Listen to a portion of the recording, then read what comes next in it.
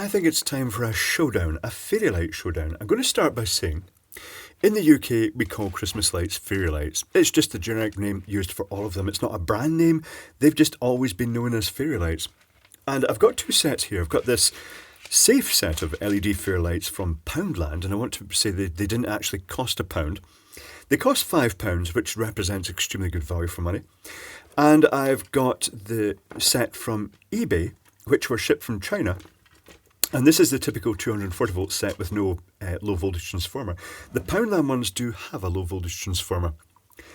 And these ones come in round about, typically, well, it depends on the season and demand. They're typically about £3.50. And they've got the kind of, I was going to say advantage, it might not be an advantage, as I'll show you in a moment, that you can cascade them end to end because it runs mains through the whole lead. So let's take a look at the dangerous Chinese ones first, because they're the best. They're actually worth getting just because they're dangerous. So I'll chuck the Poundland ones down. Before I do that, I'll just mention the Poundland set come in a box like this.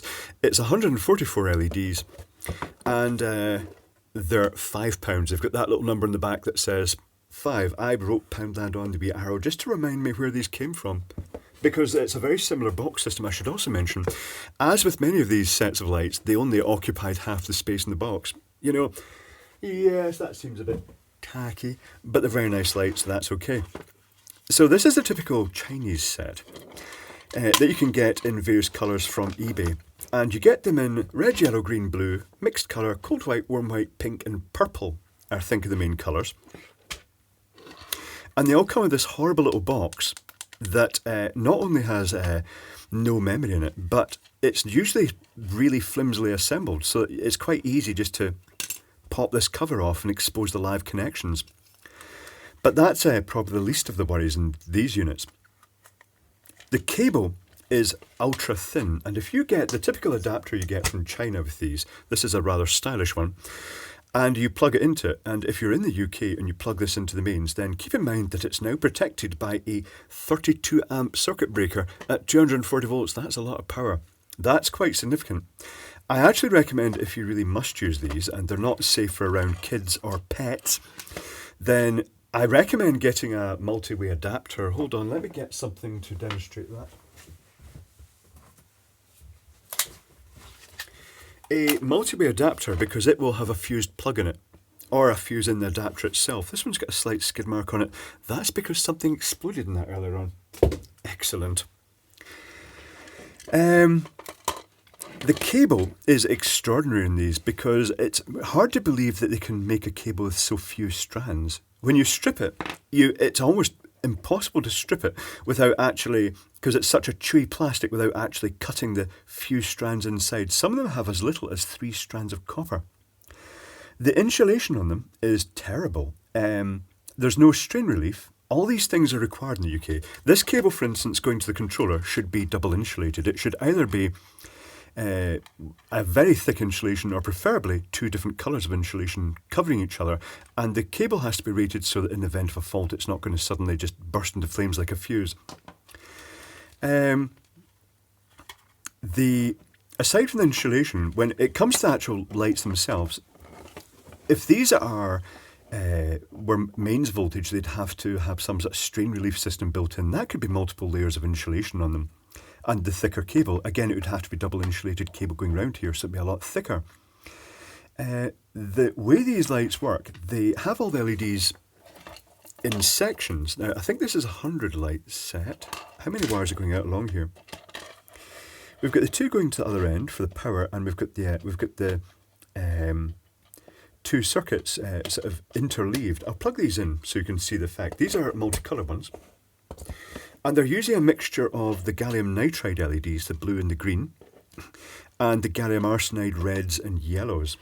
The Poundland ones are actually using phosphor for the other colours for a very specific reason. It's so the voltages all match. It also produces a really amazingly soft but bright yellow. It's nice, it's an orangey yellow. This is the standard sort of sodium yellow you get off these traditional LEDs. So this always just goes into its advertising pattern. You turn it on. It's annoying if you set it to a fixed pattern that you wanted to stay on. He said, trying to find that fixed pattern. Remember that, as with all these, you get to the point that they all stay on, then they start fading out slowly again because that wasn't the pattern. But you get it to the fixed pattern, and if you unplug it, it won't remember that. It will automatically just revert back to the sort of advertising routine. It didn't do it that time. That's quite annoying. I'll give it a little bit longer to actually forget its memory. And there it goes. Right, it's forgotten it this time.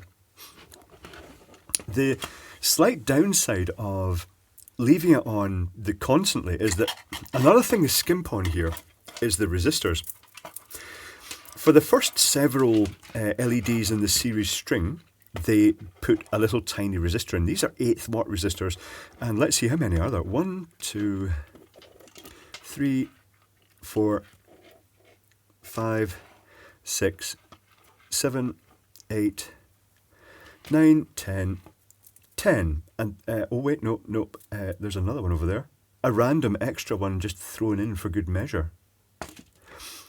But that equates to roughly 5, or in this case, 6 in one channel, 5 resistors in series on one channel of LEDs. And if that's 50 LEDs, I'm not sure the power dissipation of this is, but you'll find that these little resistors tend to get pushed quite hard. They'd be barely on their level of normal borderline temperature output, the power rating, if the lights were flashing. As soon as you put them to static, sometimes these little resistors go black and the heat shrink suddenly parts and peels back round them, exposing live metal.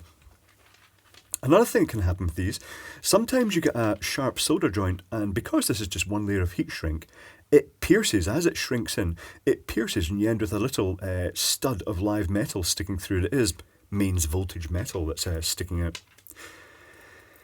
Next thing wrong with these, apart from the strain relief thing, it's very easy just to grip these and pull the wires out. When you pull them out, that will expose live connections. There's so many things wrong with these. That's what makes them so appealing. Another thing that's really interesting is because the cable is super thin, if I measure the resistance, if you imagine this was to short circuit either at the end of the string of lights or at this lead, maybe the moulding got damaged or whatever you plugged into it was a high load, or just it shorted out. If it shorted out, here's what would happen. Because I've got a meter here. I'm going to use the cheapie meter because these are very good for this application because it's got little test leads, croc clips on it, or alligator clips. I'm going to hook them on to the plug. And the typical resistance of these leads alone is about 0.5 ohm. So let's put it to the 200 ohm setting. And I'll bring in this shorted plug and we'll plug it into the end and measure the resistance of the leads, which is about 20 ohms. Okay, so the total wiring has a resistance of 20 ohms. Let's work that out now. Shall we bring in the freak calculator? Yes, let's bring in the freak calculator. So, that's 20 ohms. So if it was an 120 volt supply, I equals V over R. So 120 volts divided by the 20 ohms would result in 6 amps flowing times 120 volts equals 720 watts. So if you did get a short circuit, this set of lights would be dissipating 720 watts along its full length. I'm not sure. Over 10 metres, that's about 72 watts a metre. That's quite high. I reckon it would start melting and possibly combusting at that. But it gets worse. What if we had it plugged into 240? So 240 volt supply divided by the 20 ohms of the lead for the short circuit equals 12 amps times 240. And 12 amps, that's not even going to blow a standard 13 amp fuse. A 3 amp fuse would probably, if there was one, keep in mind that because it's not a fuse plug it comes with, and it comes with this little adapter, that there is effectively no fuse. So even if this was plugged into a multi-way adapter, it would probably be a 13 amp fuse. But the power dissipation would be almost 3 kilowatts along that cable, and it wouldn't blow that fuse. So you would potentially end up with a set of lights combusting. That would be quite exciting. So many nice things about these lights, so many reasons to buy them if you're single and you don't have kids in the house, or pets, because pets would probably have, a bad experience if they had to tune these, as with any mains voltage fair lights. What more can I say about these that's unsavoury? I think I've more or less covered everything. I mean, they work. They're cheap. They're available all year round, unlike the Christmas lights. But, you know, they've got so many problems with them associated with the design. Not just the fact that, you know, everything just pops open. There's no real security in these. The controllers, incidentally, the mains comes in, gets rectified by this full bridge rectifier. You've got two resistors. This high value one, red, black, green, which is 20 megohm. Hold on. Black, brown, red, orange, yellow, green. No, that's 2 megohm. Brown, black, and 5 zeros. So it's 2 megohm. That's used to provide a reference for the mains frequency to it for the timing and also the phase angle control when it's dimming. It's just a little generic chip on board. There's a capacitor here which forms part of the power supply. The other part of the power supply is simply a resistor coming from, I think it comes from the rectified supply. It does come from the rectified supply. Its value is brown, green, yellow, which is 150K, 15 and 4 zeros.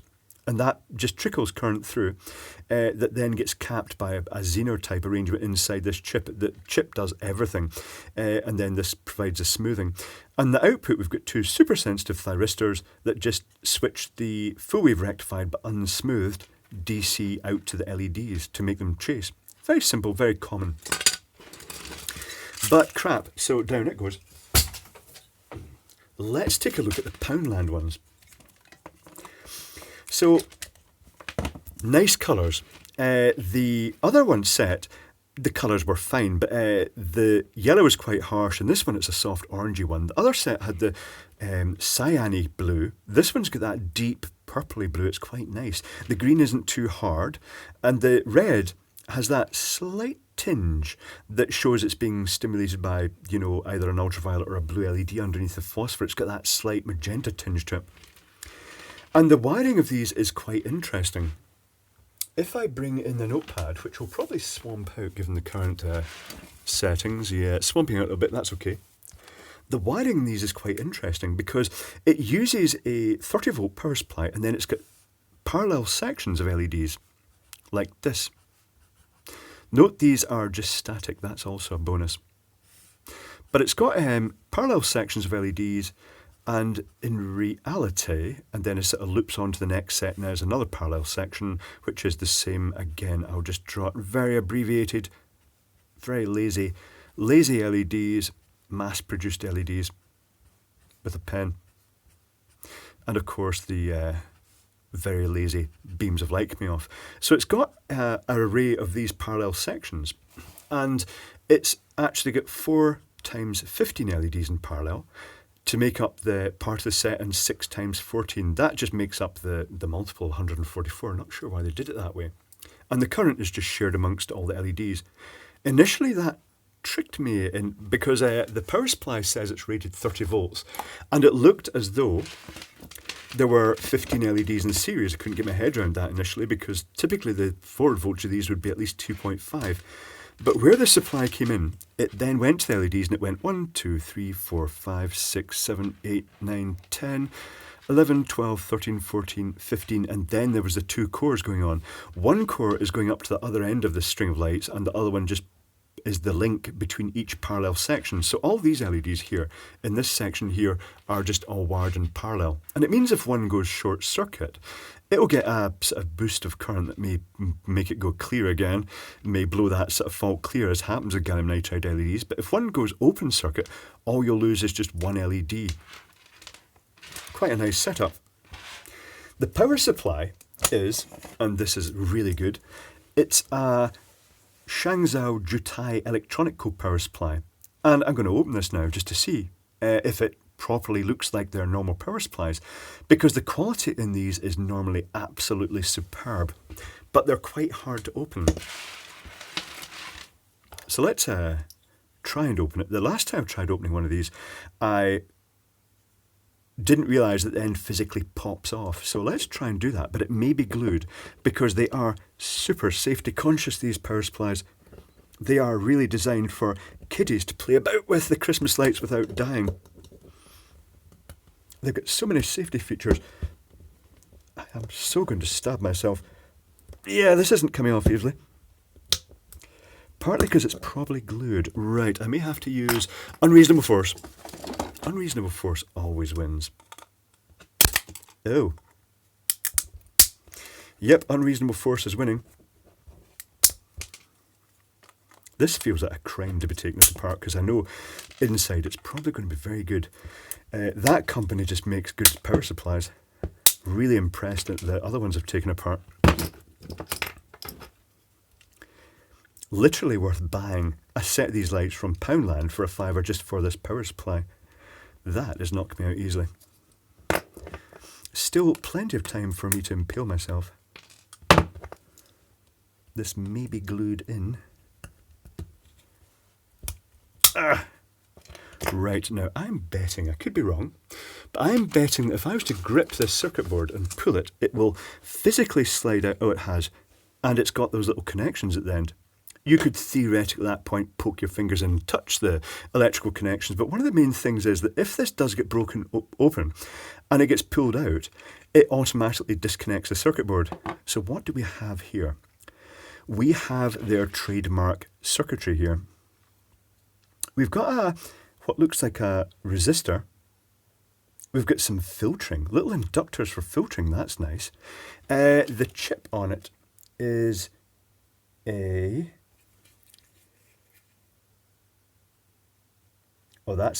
got a little bit of the flux on that, so it makes it's quite small text. If I can't read this, it says something like DP, that's quite dirty, so I can't really read it easily. I shall scrape at it menacingly and then try again, maybe with a different magnifier that gives me a bit more zoom. DP1801. It's a little switch mode chip. Look at the separation there, that is big separation. Also the transformer has their characteristic situation that it's got this standoff here with the leads actually, double insulated leads actually going right out the end and over the end of that. It makes for a very good transformer. It's got the class Y decoupling capacitor there. Looks like a proper class Y capacitor. And the output, it's just got the diode for rectification and the capacitor here, and then a little bleed resistor across there that just possibly provides stability when it's unplugged. Nice.